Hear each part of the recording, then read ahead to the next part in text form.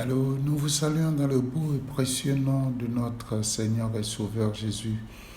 Bienvenue encore ce matin dans le petit instant que nous partageons autour de ce thème, comment trouver la force en Dieu. Que le Seigneur vous bénisse. Inclinons-nous dans la prière. Seigneur, encourage-nous, dirige-nous, affermis nos pas. Et Seigneur, multiplie notre foi au travers de ces petits messages que nous écouterons ce matin. Dans le nom de Jésus, nous avons prié. Amen.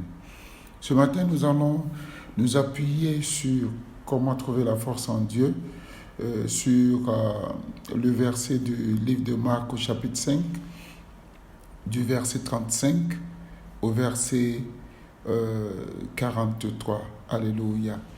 Et là, la Bible nous parle d'une situation très importante que le Seigneur Jésus a pu utiliser pour glorifier son nom.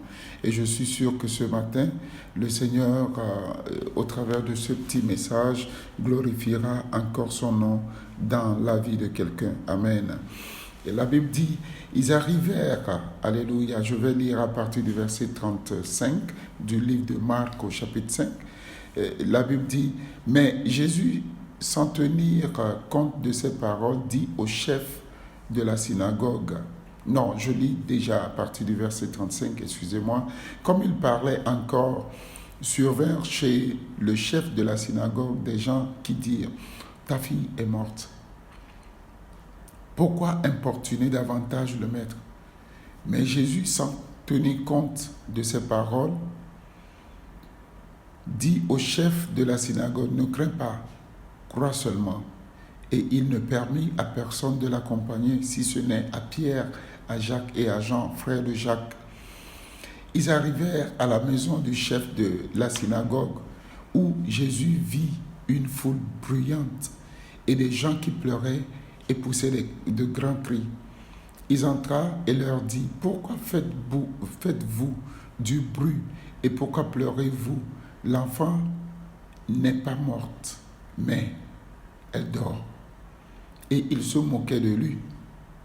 Alors, ayant fait sortir tout le monde, il prit avec lui le père et la mère de l'enfant et ceux qui l'avaient accompagné, et il entra là où était l'enfant.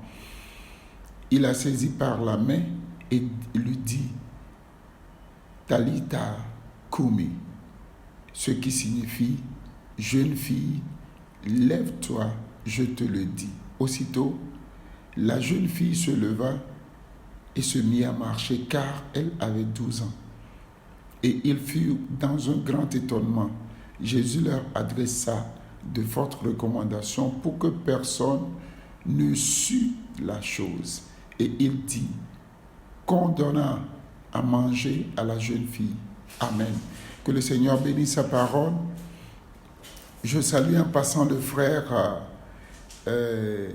Kadjani, mon ami bien-aimé. Que le Seigneur te bénisse. Alléluia. Aujourd'hui, nous voulons nous appuyer sur ces quelques versets pour dire que la force se trouve en Dieu, que tu peux aussi trouver la force en Dieu. Ici, la Bible nous dit que Jésus était en train de s'entretenir avec un chef des synagogues, un chrétien, si nous pouvons l'appeler aujourd'hui, quelqu'un qui est investi de l'autorité de parler de Dieu. Mais pendant qu'il parlait avec lui, pendant qu'il discutait d'autres choses, on vient lui annoncer que sa fille de 12 ans est décédée. Imaginez la grande confusion dans laquelle il pouvait se trouver.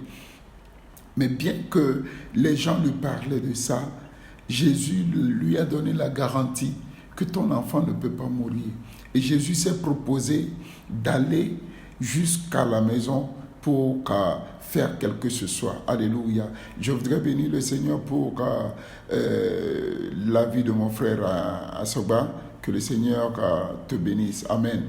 Donc, Jésus s'est promis d'aller. Alléluia. Il s'est proposé d'aller dans la maison parce que lui, il était le maître de la vie Et dans le verset 36, la Bible dit, Jésus n'avait pas tenu compte de ce que disaient les gens de la synagogue. Vous savez, la situation dans laquelle tu te trouves, il y a beaucoup qui donnent une version décourageante, une version qui doit te briser, une version qui devait normalement t'arrêter. Mais quelle est la version du Seigneur Jésus pour ta situation que tu vis? La Bible a dit, Jésus n'avait pas tenu compte de ce que disaient les gens qui étaient venus près du chef de la synagogue. Vous savez, à chaque fois que vous êtes dans une situation, il y a plusieurs personnes qui vous diront différentes choses. Ils auront plusieurs versions pour vous dire ce que vous vivez. Ils vous diront cela de différentes manières pour vous briser, pour vous arrêter, pour ébranler votre foi. Mais qu'est-ce que dit Jésus de votre situation? Qu'est-ce que dit Dieu de votre situation? Alléluia. Et la Bible dit dans le verset 37, et il ne permit à personne de l'accompagner, si ce n'est Pierre, Jacques et Jean, frères de Jacques. Laissez-moi vous dire quelque chose. À chaque fois que vous permettez à plusieurs personnes de prendre part à ce que vous vivez, sans tenir compte de ce que Dieu dit de cette situation, je vous garantis que vous serez plus ébranlés que ce que vous propose la situation elle-même. Et la Bible dit ici, quand ils arrivèrent dans la maison, il y avait tout un monde, il y avait de la foule. Qu'est-ce que vous faites de la foule qui vous entoure? Qu'est-ce que vous faites de la foule qui vous accompagne? Qu'est-ce que vous faites de la foule qui est autour de vous à chaque fois que les situations se passent dans votre vie? Alléluia. Mais la Bible dit ici, quand Jésus était rentré dans la maison, il y avait du bruit. Je salue en passant mon bien-aimé apôtre Isaac Nimako depuis Accra. I'm greeting Apostle Nimako Isaac from Accra. May the Lord bless you. We are dealing on finding strength in the Lord according to the Bible in Mark chapter 5 from verse 35 to verse 43. The Lord bless you. Alléluia. À chaque fois que vous permettez aux gens, à la foule d'être autour de vous accompagner dans votre situation, rassurez-vous, il y aura plus de bruit que du concret.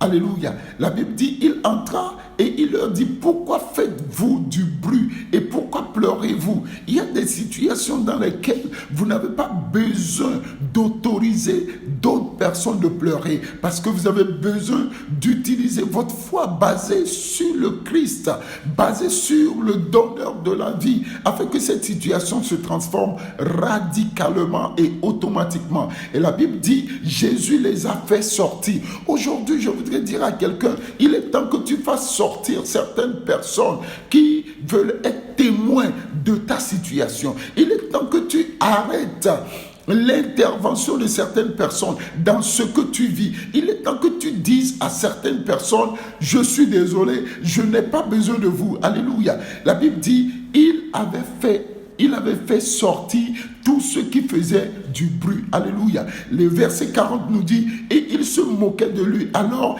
ayant fait sortir tout le monde, laissez-moi vous dire quelque chose. Faites sortir des gens qui ne font que du bruit dans votre situation. C'est en ce moment que votre confiance en Dieu vous produira un résultat. Faites sortir toutes ces personnes qui ne font que du bruit, qui ne font que pleurer pour du n'importe quoi.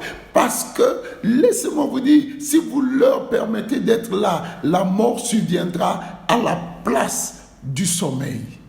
Jésus a dit, l'enfant n'est pas mort, mais l'enfant dort. Alors, pourquoi est-ce que quand on dort, on pleurera? Quand ta situation dort, pourquoi les gens se lamentent et disent cette situation est terminée? Après le sommeil, il y a le réveil. Alléluia. Cette situation qui dort sera encore réveillée. Alors pourquoi est-ce que tu as besoin de pleurer? Tu n'as besoin que de commander. Alléluia. La Bible dit, il saisit la main dans le verset 41. Il saisit la main et il dit, Talita Kumi, saisis la main de cette situation et dis à la situation, lève-toi, alléluia. Comme Jésus l'a dit, aussitôt la jeune fille se leva. Ta situation peut encore se relever. Cette situation qui semble éteinte peut encore se relever parce qu'elle ne fait que dormir. Alléluia. Prends la situation par la main. Prends la situation par la foi. Prends la situation maintenant et dis à la situation, relève-toi, change de niveau. Dis à la situation, je n'ai pas besoin que tu dormes une seconde de plus. Relève-toi et tu verras un changement. Il l'a saisi par la main et dit Talita Kumi, qui signifie jeune fille, lève-toi, je te le dis. Aussitôt la jeune fille se mit à marcher. Alléluia. La jeune fille se mit à marcher. Tu as besoin de commander à cette situation pour que cette situation reprenne la marche. Que cette situation se relève de son sommeil et que cette situation, dans sa stagnation, s'arrête et que la vie reprenne. Tu as besoin de parler à cette situation. Ne la laisse pas, ne prends pas le conseil que donnent ceux-là qui ne veulent pas te voir remarcher, qui ne veulent pas voir tes affaires reprendre, qui ne veulent pas voir ta vie avancer. Arrête-les, sors-les de ta vie, aie confiance en Jésus et dis à cette situation, je te prends par la main, relève-toi au nom de Jésus. Amen. Et la Bible dit, aussitôt la jeune fille, dans le verset 42, aussitôt la jeune fille se leva et se mit à marcher. Et ils furent dans un grand étonnement. Laissez-moi vous dire, il est temps que tous ceux qui ne veulent pas te voir te relever soient étonnés.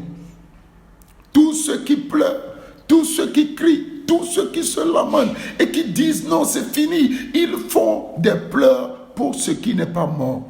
Alors c'est à toi de dire à cette situation, je te vois te relever, je te vois marcher, mais il faut que tu commandes parce que Jésus a dit, ah, je te le commande, je te l'ordonne, je te le dis. Il faut que tu sois précis dans ce que tu veux dire à ta situation pour que ta situation obéisse. Alléluia. Dans la barque, les disciples ont été étonnés parce que Jésus a parlé à la mer. Toi aussi, parle à la situation. Ne la laisse plus continuer dans cette voie. Il est temps aujourd'hui, quand ce 2 décembre, tu parles à cette situation, que tu dises, ah, il n'est plus temps de pleurer pour toi. Lève-toi et marche. Alléluia.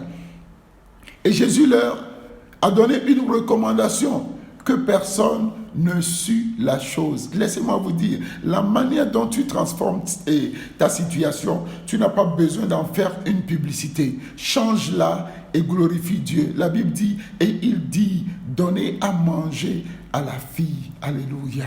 Ce jour du 2 décembre, je voudrais dire à quelqu'un, il est temps que tu parles à ta situation. Et quand elle commence par reprendre vie, que tu investisses dedans. Je veux prier avec toi en déclarant qu'à partir d'aujourd'hui, quand tu auras parlé à cette situation, le changement divin se produira en ça. Ne la regarde plus continuer en te lamentant, mais lève ta voix aujourd'hui et dis, toi, cette situation, relève-toi. Toi, cette situation, change maintenant. Je joins ma foi à la tienne et je déclare avec toi que cette situation ne sera plus stagnante, elle ne sera plus mortelle, elle ne sera plus morte, mais elle se relève aujourd'hui. Que mon Dieu te bénisse. Parce que tu as trouvé la force en Dieu et qu'à partir d'aujourd'hui, ce qui était dormant, ce que les gens ont cru qu'elle était morte, se relève en toi et que la vie reprenne pour que tu investisses encore en cette situation. Je bénis en passant mon bien-aimé chantre et Kofi depuis les États-Unis et je bénis aussi tous ceux qui m'ont suivi. Partagez si vous aimez. Partagez pour que quelqu'un trouve la force en Dieu au travers de ce message.